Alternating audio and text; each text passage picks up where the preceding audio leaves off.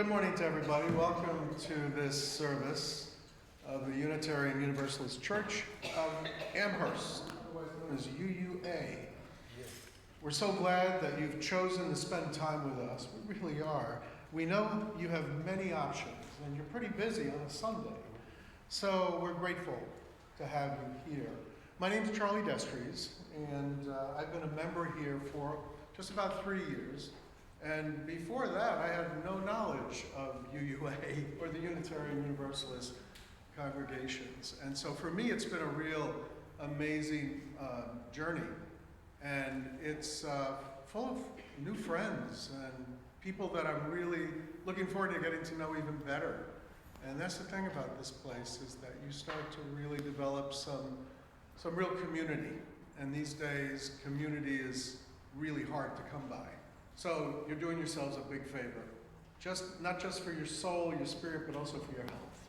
So this is a great place for it. And we're talking about how to think like Leonardo da Vinci today. That's going to be part of the spirit behind this. I'm thinking more on how do you look like Leonardo da Vinci. So I'm working on it. For those gathered in the chapel, please turn your phones off completely to ensure that our online community is able to participate without disruption. Turning off phones means that we're also less likely to experience sound issues, and we're not going to disturb the space-time continuum. So it's really important. Also, if you're feeling chilly, just hug the person next to you, or get up at any time in the service and borrow one of these cozy blankets in the back somewhere, back there, and on the stairs to the atrium. It's okay to get up and take care of yourself during the service. Feel free to do that. We also have assisted hearing devices at the usher station in the back, if you so need that. If you're new to Unitarian Universalism, and if you are new, try saying Unitarian Universalism 10 times fast. It's a challenge. Or to this particular congregation, I invite you to relax, participate as fully as you're comfortable. You're welcome to move when we move or to remain seated. We trust you to do what is right for your body and spirit, and really your enjoyment as well. So relax and have a good time.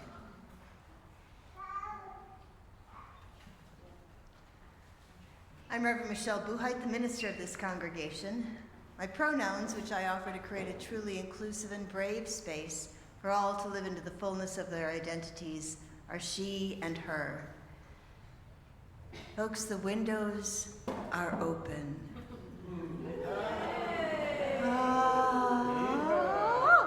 Isn't it fantastic? Those of you online, if you live someplace warm, you have no idea how happy we are right now. That May has arrived. Yay, May. I haven't looked at the forecast to know if it's staying, but for today, no? Wednesday sounds chilly. All right. It's a good thing we have blankies in the back, just in case. In this space, in person and online, there are many identities. Not everyone experiences the world the same way or necessarily believes the same things.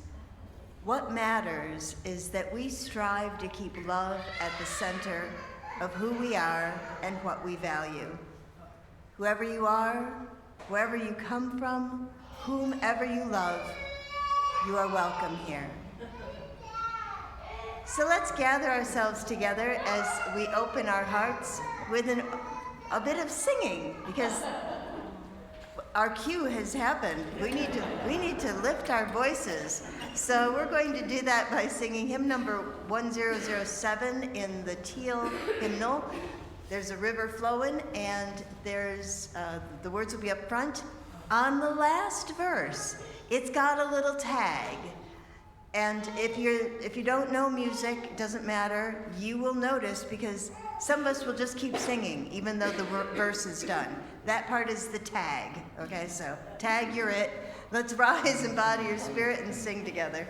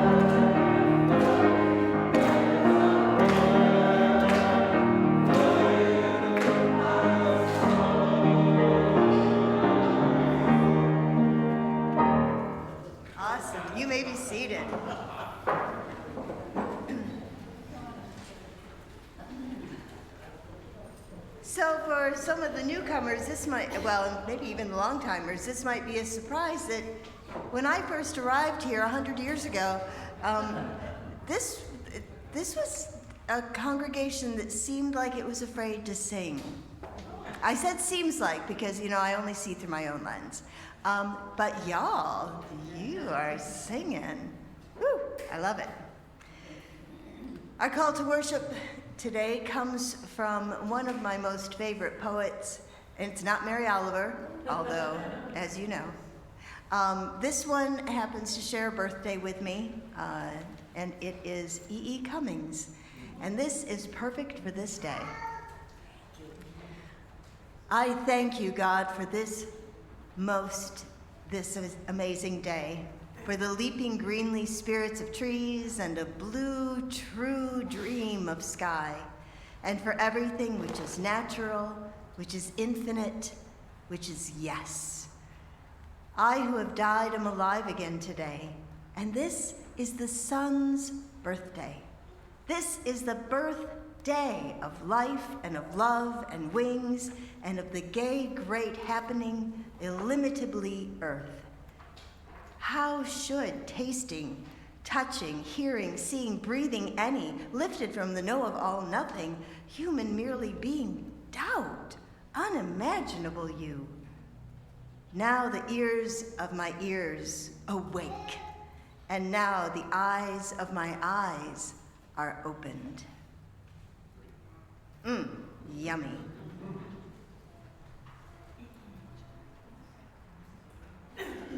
Each week, when we gather, we begin with a land acknowledgement. And I'd like to thank Larry Noel for helping us with this today. Okay, there you go. I'd like to thank Marlena for helping us with this today. In this rite, we honor our connection to the earth and offer our gratitude to the only planet in the whole universe that can create and sustain us. We pour this libation to care for this precious home for our spirits, to speak and act on behalf of the earth, and to seek to partner with those who are indigenous to this place, that we and our descendants may also bless and be blessed. It is also our custom when we gather to light a chalice. The chalice is a cup or vessel that symbolizes the gathered community and is the symbol of our Unitarian Universalist faith. Please join me in our chalice lighting words. We gather this hour as people of faith with joys and sorrows, gifts and needs. We light this beacon of hope, sign of our quest for truth and meaning, in celebration of the life we share together. Thank you, Marlena.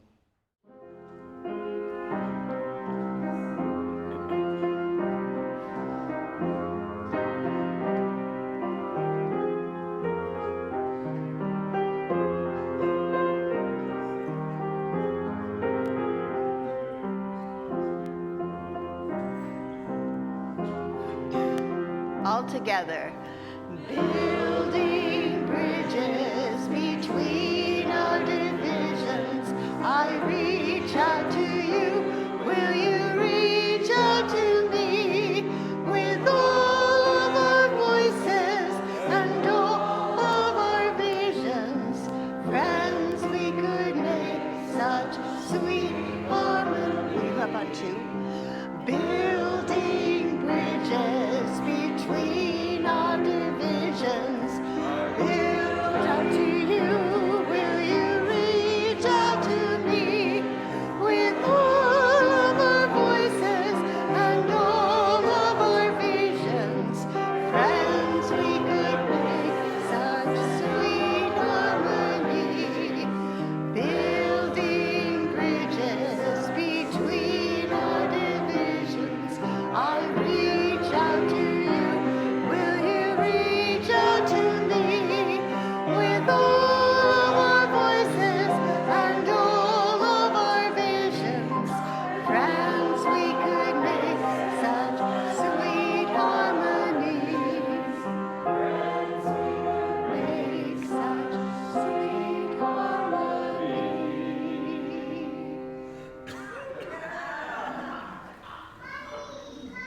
Aren't you inspired by yourselves? Yeah.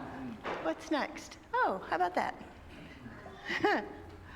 So Charlie will be leading. I'll be one, and Charlie will be leading y'all with all as we engage in a shared reading. This is We Give Thanks for the Mystery and Miracle by Amanda Eudice Kessler.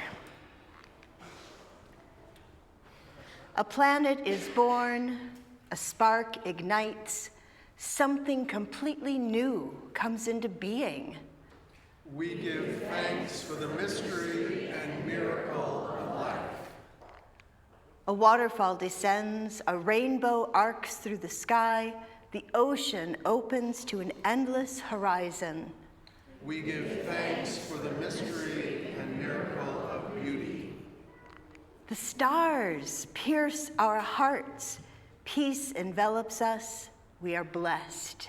We give thanks for the mystery and miracle of wonder. In the midst of pain, we find our way to hope and restoration. We give thanks for the mystery and miracle of healing. In the midst of fear, we do what is right and speak our truth in faith. We give thanks for the mystery and miracle of courage. In our aloneness, we see someone in greater need and offer ourselves to them. We give thanks for the mystery and miracle of compassion. We gather in community, in relationship, in friendship, and cherish each other. We give thanks for the mystery and miracle of love. Each week, as we gather, we offer a time where we know we can just bring our whole selves.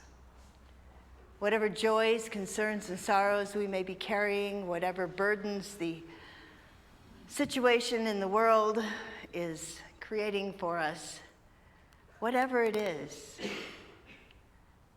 the joy of the day, the red buds. We call them red buds. It's only for it's pink, and it's only for like a week, but they have the name all year. Isn't that beautiful? You can be known for what you do just for a small time. So whatever you are bringing, we offer to you the opportunity to place that in the container of community, in this place where all are accepted, loved, nurtured into being. What a beautiful thing. So there are 3 labyrinths in the room. There's a small one in the back. There are 2 up here. That's for traffic. You may choose to get up as music plays and to place a stone or a shell in honor of all that you bring. You may choose to remain seated and be part of the anchor, the container that makes all of this possible, and just bear witness. However you come into this time, you are most welcome.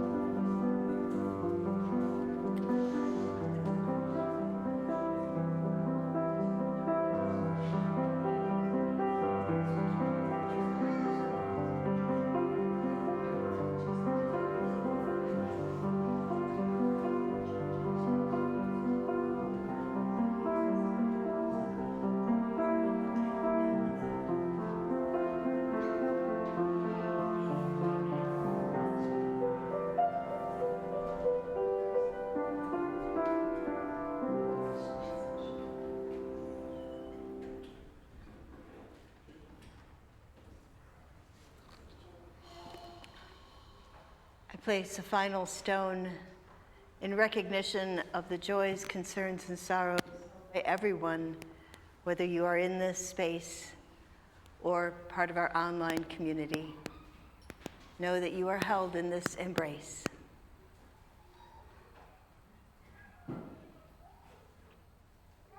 Let's just take a moment.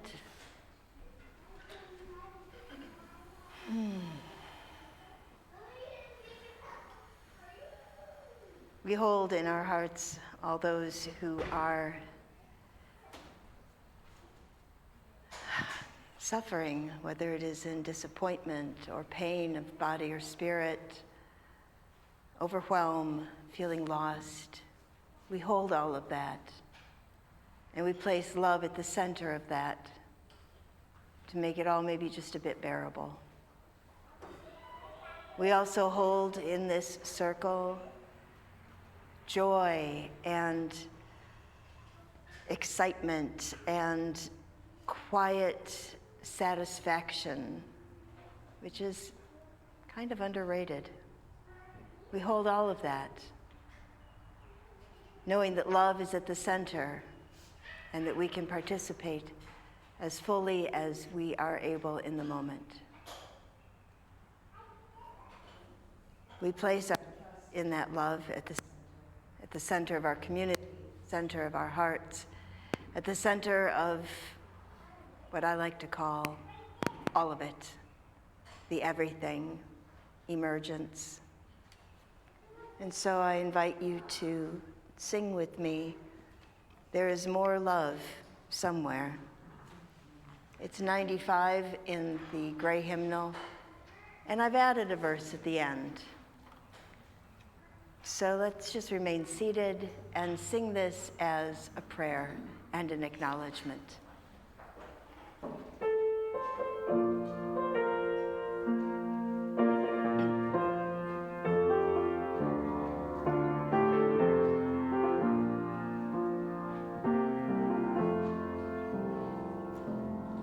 There is more love somewhere. There is more love somewhere. I'm gonna keep on till I find it. There is more love somewhere. More hope.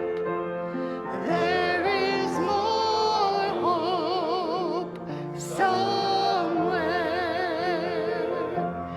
There is more hope somewhere.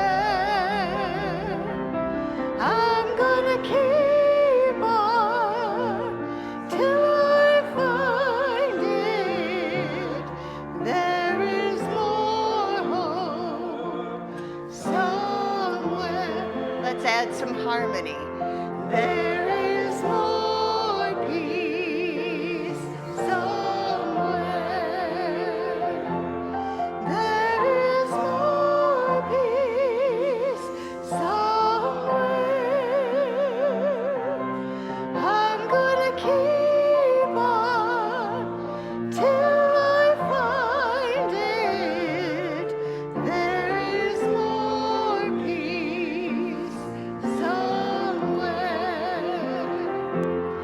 There is more joy somewhere. There is more joy somewhere. I'm gonna keep on till I find it. There is more joy somewhere. Wait, it's right here. There is more love right here. There is more love right here. I'm gonna keep on, 'cause I found it. There is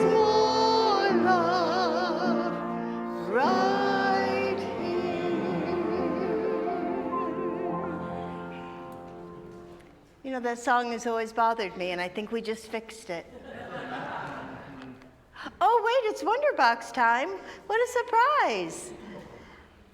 Anybody want to come up for the Wonderbox? Yikes, let me run. I wish you were less, no, I don't wish you were less excited. I am amazed at how unexcited you are to be up here.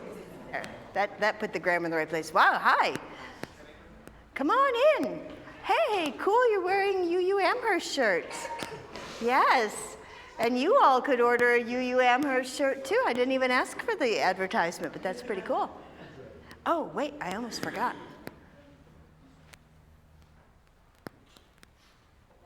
There it is. How exciting is this? Not very. This is more, oh wait, that's still not very exciting. I wonder what's in the Wonderbox. Maybe that'll give me a clue as to what this is supposed to be about. Stay. There we go. Well, this is very confusing. Okay, so the things that are in the Wonderbox is a mallet. That's what this, oh, wait a minute. Well, yeah, drumstick, yes, it's a form of a drumstick because it has, I don't know, like a piece of fruit or something at the top. It's a very confusing thing. But I think that it's meant for this. Oh yeah, it works, cool. Oh, yeah, okay. Again, the enthusiasm. I wish you could dredge up a little enthusiasm. Okay. Oh, wait. I have two of these. Would you like one? Would you like the other one? Yeah, okay. I have the ocean drum, which can also sound like thunder.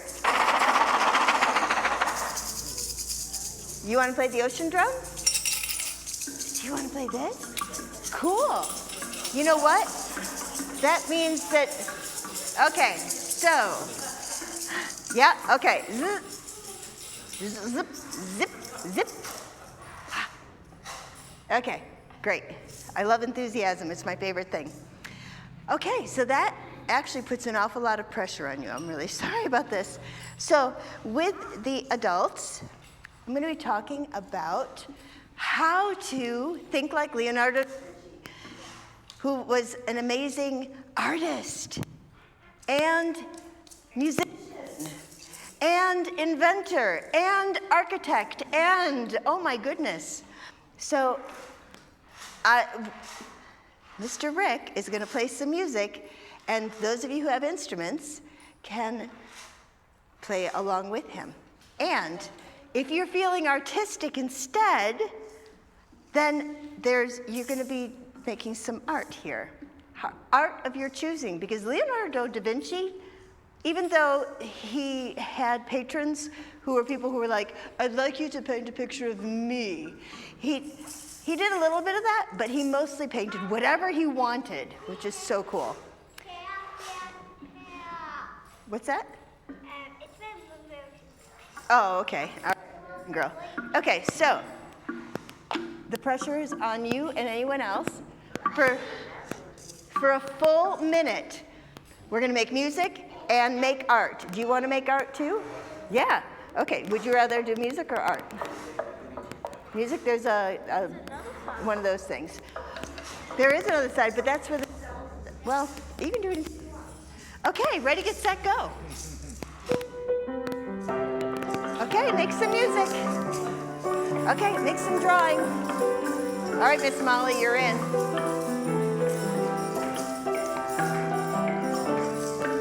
This is gonna be fast art. Do it. Ah, make it fast.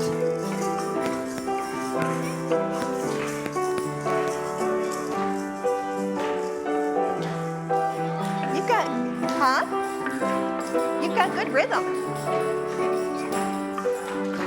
It's either shake or drop.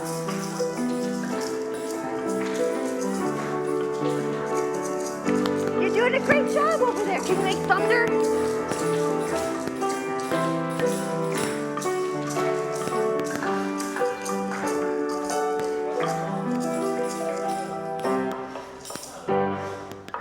That was the amen, if you didn't recognize it. Okay, all right, let's see what we did. Okay, can I have that crayon, please? Thank you, thank you. So, we were just like Leonardo da Vinci. We made art, we made music, and we invented a new way to do something that will be discussed in faith development, because there's an awesome surprise waiting for you in faith development. And favorite day. That's all I know. Let's sing our kids to their program. Thank you. Put it in there. Thanks. Perfect.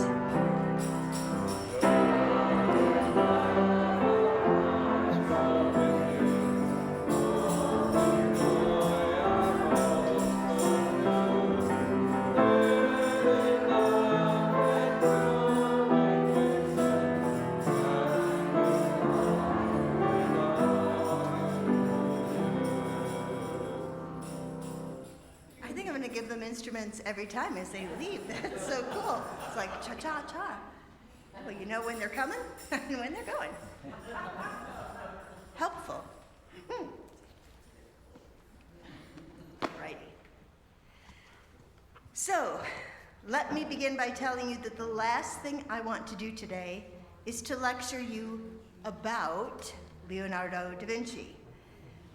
And I recognize that having us all engage in a joint art venture, like some of the kids did up here, would be fun for exactly very few of us, and would fall somewhere between terrifying and impossible for more of us. I'm projecting. So I am indebted to Michael J. Gelb and his book, How to Think Like Leonardo da Vinci, for the breakdown of what he identifies as Da Vinci's 7 steps to genius every day. I don't know about you, but I cannot walk past a magazine that has like a self-help quiz. There are 13 steps to being happy or whatever. I cannot walk past those.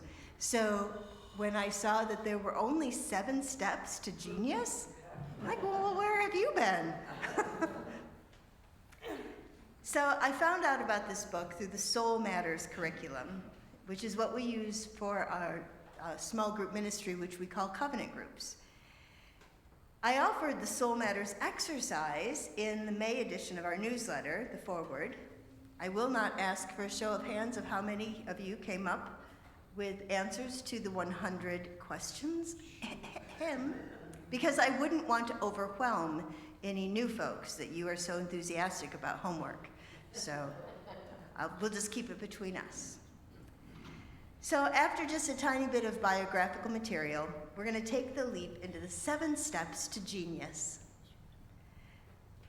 Did you know, well, you know now because we just talked about it in Time for All Ages, but Da Vinci was an accomplished musician. But did you know that he invented at least one instrument? It was called the organ/viola/harpsichord. And it worked by friction. And it sounds as cumbersome to play as it is to say. As a man of his time, he played several instruments, and it is said that he was a fine singer as well. We may know him most for his drawing and painting, but we will discover that Da Vinci was a man of many talents, with an intense drive to learn and experience and excel in the arts and sciences. A true Renaissance man. Leonardo was not shy about his many gifts. In a letter he wrote in 1482 to Ludovico Sforza, regent of Milan, he listed how he might be of service. He could build light and strong bridges, suitable for carrying easily. He knew how to cut off water supplies and construct an infinite number of scaling ladders. He goes on to list 7 more inventions suitable for war. In times of peace, he would serve as an architect and builder. He would create public artwork in marble, bronze, and clay, and vowed to undertake the work of building a bronze horse in memory of the illustrious House of Sforza. Remember, this is where he's trying to get a job.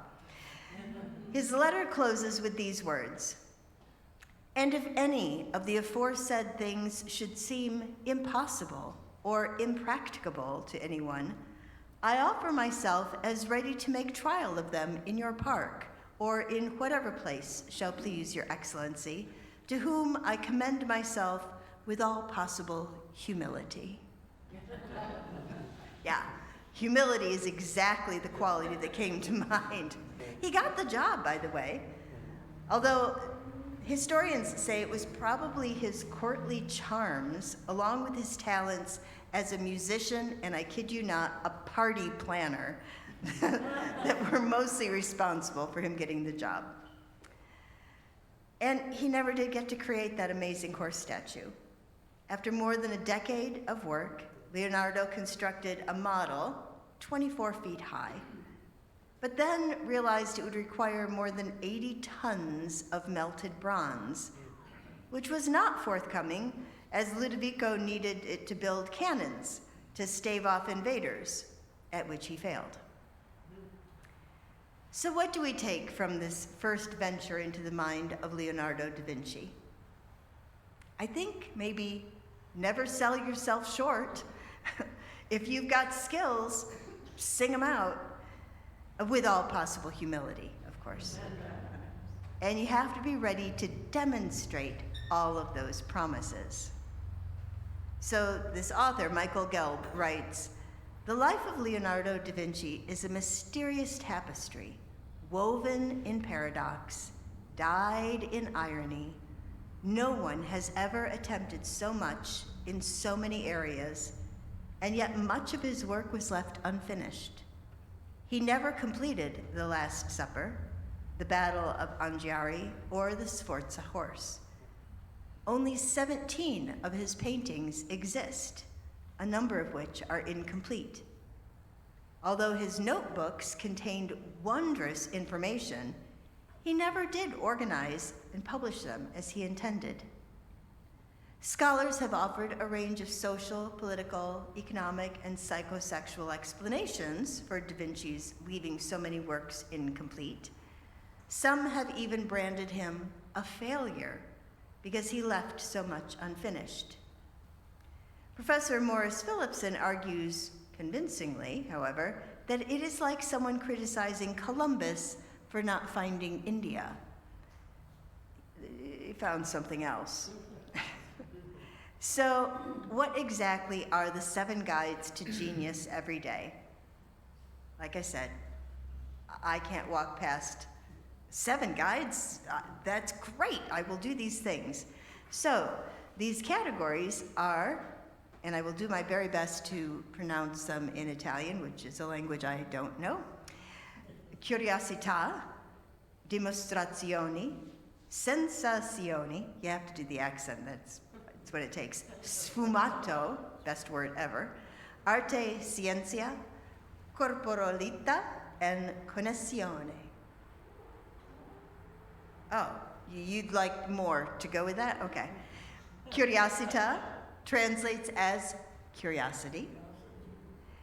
And by that we mean having an insatiable, curious approach to life and an unrelenting quest for continuous learning. Dimostrazione is demonstration or proof, a commitment to test knowledge through experience, through persistence, and a willingness to learn from mistakes. I'm already not liking this quiz, right? Learn from my mistakes? Okay. Sensazione, sensation, the continual refinement of the senses as the means to enliven experience. Gelb emphasizes the sense of sight, but we're going to be a bit more inclusive in our exploration. Sfumato literally means going up in smoke. It's a willingness to embrace ambiguity and paradox and uncertainty. So if you think of the smoke kind of keeping things hazy, you can't see things clearly. Arte scienza, the development of the balance between the arts and science, logic and imagination, what we might call whole brain thinking. corporalita, rolling R's is key here, has to do with our bodies, our corporate self. I left out a sentence there. It's the cultivation of grace, ambidexterity, fitness, and poise, and connessione, connections, a recognition and appreciation for the interconnectedness of all things. Oh wait, I think I've heard someone say things like that. It's systems thinking. So perhaps now you can see why I was so captivated with these principles, aside from being tempted by a list of 7 things, because these principles mirror Unitarian Universalist priorities and aspirations. So does this mean that we can claim Leonardo da Vinci as one of our spiritual ancestors? Probably not, although feel free to consider him an inspiration and maybe an avatar. So let's dive right in with curiosity. Our species is innately curious, though not singularly so.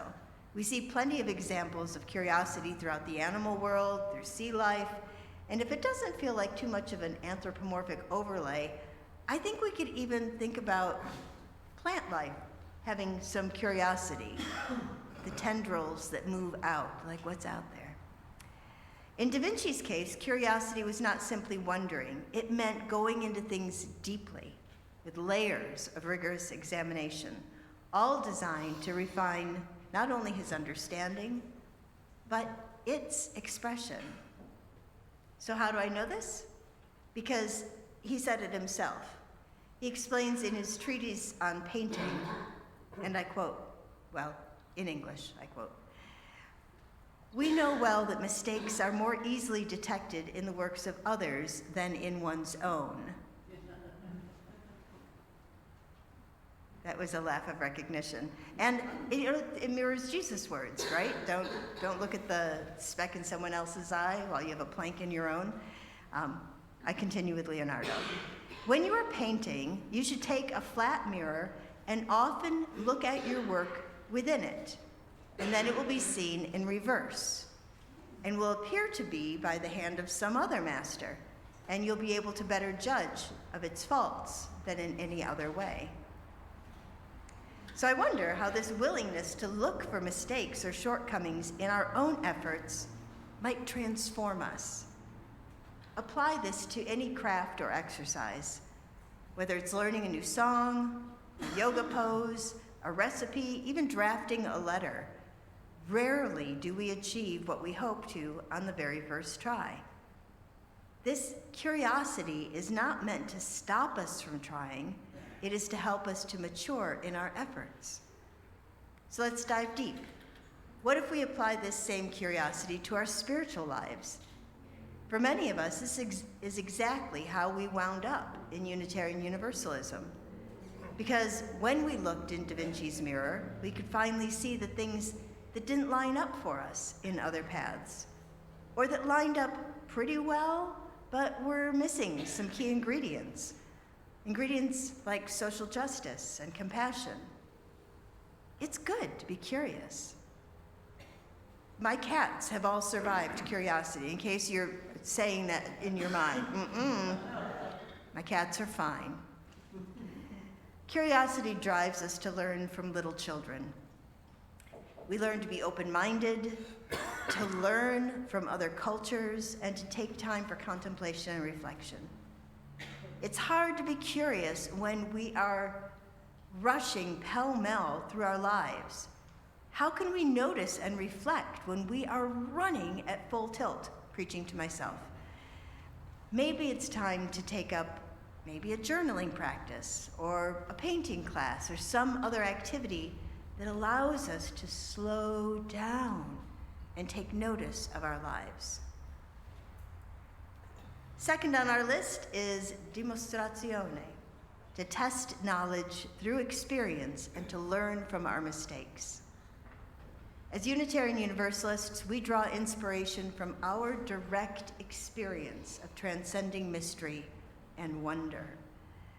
These experiences open our hearts, they renew our spirits, and can transform our lives. To study geology, Leonardo walked the hills of Lombardy and held fossils in his hands. When he wanted to learn anatomy, he dissected more than 30 human bodies and countless animal corpses. I'm sorry, that sounds distressing. They were already deceased, right? He was figuring out how muscles, yeah, okay. Like his research on fossilization, his anatomic work was a direct challenge to the accepted authorities of the time. Despite mistakes, disasters, failures, and disappointments, Leonardo never stopped learning, exploring, and experimenting. I wonder, and again I'm talking to myself, how willing we are to acknowledge our mistakes and to learn from them. Learning from our mistakes redeems them, and it makes them stepping stones rather than tripping hazards. The third step to genius, we're already on step 3, is sensazione, the continual refinement of the senses as the means to enliven experience. daVinci wrote, "All our knowledge has its origin in our perceptions." So I invite you to close your eyes. This is a risk, I know. Close your eyes for a moment, or soften your gaze, looking down. Take a soft, steady breath, and bring to mind a big, juicy lemon. Using your sense memory, inhale the sweet fragrance. Now imagine cutting into the firm fruit with the tart juice spilling over your fingers. And now imagine lifting a wedge of lemon to your mouth and tasting the juice. All right, open your eyes. Did your mouth begin to water a little bit as I discussed? There were no lemons here, but there were lemons here. And maybe if you've never eaten a lemon, maybe coffee or chocolate would evoke that same sense memory, right? Our bodies remember. We experience through our senses. And as this exercise suggests, we remember through our senses. When I think about my grandparents' kitchen, when my great-grandmother lived with them, I can actually smell angel food cake right now. Because there was always freshly baked angel food cake on top of a glass Pepsi bottle. You know, I'm not exactly sure what that accomplished, but yeah. With strawberry fluff on it? It's strawberry what? Fluff? Oh, okay, all right, now stop. Now I'm just hungry. It was the hand movement of like, oh, strawberry fluff. That's instantly, I'm like, okay. So if hearing is a dominant sense for you, you might be sensitive to noise or be able to tell if someone is singing off key. Or maybe you like to listen to jazz or classical music because you enjoy the complexity of the various tones and, yeah. Or perhaps you are attuned to subtle changes in a speaker's tone, volume, or inflection. If your sense of smell is dominant, you might smell angel food cake. Touch. What is your sensing superpower?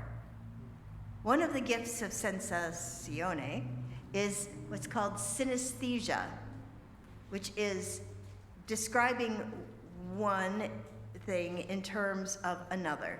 So experiencing colors as hot and cold, or maybe being able to smell colors. Someone says 4 and you smell blueberries. There are all kinds of examples. Yeah, Pam is a synesthesist. I made that up. I'm not sure if that's what it is. But yeah, some people, it's true. It's only 2 to 4% of the population that has that gift. How cool is that? This brings us to my favorite word of the day, sfumato, literally up in smoke, the ambiguous and paradoxical. As we engage our curiosity and sharpen our senses, we begin to probe the depths of experience, bringing us face to face with the unknown. Keeping our minds open to uncertainty is the single most powerful secret of unleashing our creative potential. Wait, that was the answer to the quiz. I'm going to say it again. Keeping our minds open to uncertainty is the single most powerful secret of unleashing our creative potential. Leonardo's ceaseless questioning and insistence on using his senses to explore led him to a great many insights and discoveries, but also to confront the unknown and ultimately unknowable. He didn't just seek beauty, which you might think an artist is only going to look for things that are beautiful and then recreate them. He explored ugliness in its many forms. When he would spot someone who exhibited some deformity or oddity, he would often spend the entire day following that person to record details about how they walked, how they moved, what muscles bunched and smoothed. He was known to tell people jokes just to see how their faces contorted in laughter, and then spend hours afterwards sketching what he had seen. And that brings us to one of his most famous paintings, the Mona Lisa. Is she beautiful? Is she plain? Is her expression knowing, playful? She has been described as a womanly equivalent of Christ. I don't know what to do with that. It's just a quotation. Sigmund Freud wrote that the Mona Lisa is the most perfect representation of the contrasts dominating the love life of the woman. Well, of course, Freud would say that now, wouldn't he? Mona Lisa's smile is on the cusp of good and evil, compassion and cruelty, the fleeting and the eternal. She is the embodiment of ambiguity, a puzzle and a paradox. So I'm going to combine the final three steps to genius as they are related by an understanding of the appreciation for balance and interconnectedness. Arte scienza is the balance of the arts and sciences, logic and imagination. Today, we refer to that as whole brain thinking. But what is that? Maybe it is easier to get a handle on it if I use right and left brain dominance. We often talk about, you're such a right-brained person or a left-brained. Leonardo took an artist's vision into science. He understood that science, as much as painting, has to find the design of nature in her detail. He gave science what it most needed, the artist's sense that the detail of nature is significant. So let's bring this balance to Unitarian Universalism. So for decades, there used to be, might still exist somewhere, a deep divide among UUs along theological lines and along Sunday morning practices. Theologically, there were humanists and there were theists, which, as you can likely guess, left a lot of people unrepresented and feeling like they didn't belong. The Sunday morning preferences were along similar lines, those who preferred educational lectures and those who were looking for inspiration and uplift. As a faith movement, as Unitarian Universalists, we have been learning slowly that there is room for all of it. I'm happy to report that it has been really a long time since someone described an inspirational worship service as touchy-feely, and if you use that today, I will put you on my list. That is just a phrase that gives me the heebie-jeebies. Relatedly, the quality of corporalita is a balance of body and mind, literally. Now, daVinci had strong ideas about physical fitness and beauty.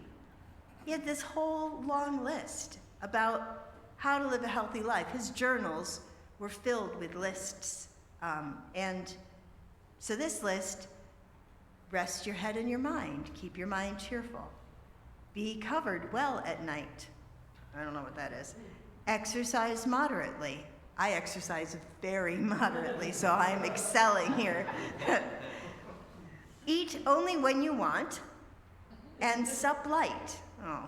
So this reminds me of my phys ed teacher in college who would tell us that his way of being was to eat like a king at breakfast, like a prince at lunch, and like a pauper at dinner. So, and that made sense. And Leonardo also said to eat simple food, which scholars have agreed probably means vegetarianism. Who knew? This is 500 years ago. I just bought a new diet book. I could have just read a little more daVinci. Finally, the quality of connessione, connection, is crucial to our balance of well-being. All things are interconnected. This is a central aspect of Unitarian Universalism. Curiosity, testing knowledge, learning from experiences, paying attention to how we experience the world through our senses, being willing to embrace paradox and ambiguity, being willing also to engage both sides of our brain, logic and imagination, and engaging in systems thinking as we recognize interconnection of all things. These are the 7 steps to genius that we can employ every day. So I wonder how you're going to employ these attributes to live more fully, more authentically. I'm excited to discover how embracing the practices of a true Renaissance person will impact the emergence of UU Amherst. And you always know when Michelle's done, because we sing. So this song, Just As Long As I Have Breath, it's found in the Gray Hymnal, number 6, and I think it is just the right punctuation as we have talked about these qualities that are both all, mind, heart, body, all of it, being a full human being. So let's rise and sing Just As Long As I Have Breath.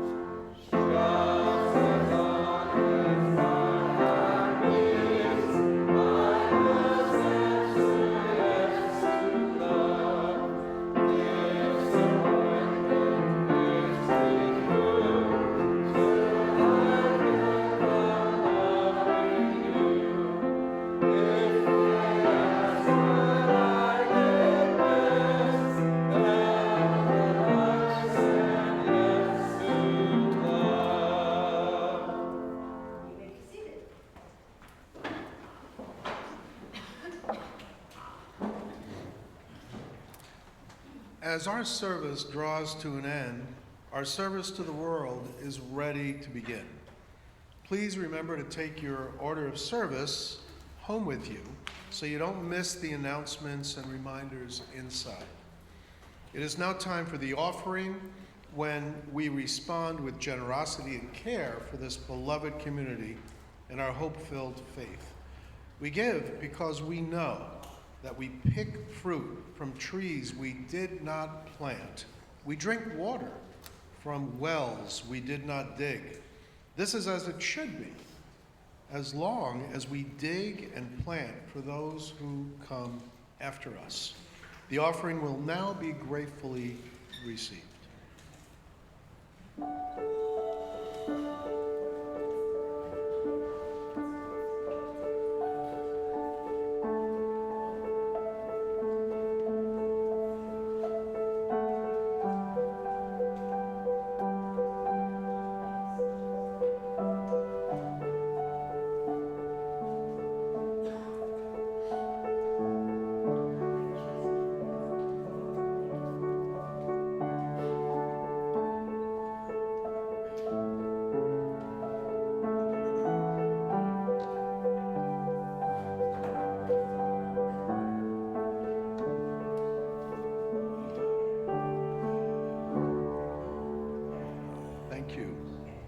We began our service with the lighting of our chalice, and now we extinguish the chalice, not to quench the flame, but to return it to individual hearts, strengthened by this time spent together, so that we can share our light in the world.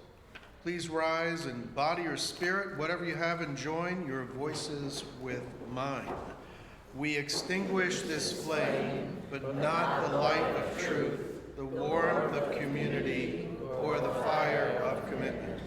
These we carry in our hearts until we are together again.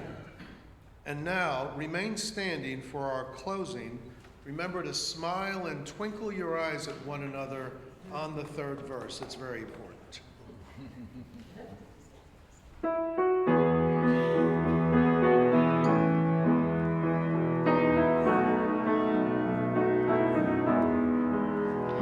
Travel light and travel easy till I see you once again. Travel light and travel easy, and remember I'm your friend. May the road rise up to greet you as you leave your past behind. I will think about you gently and hold. Twinkle your eyes, travel light and travel easy till I see you once again. Travel light and travel easy, and remember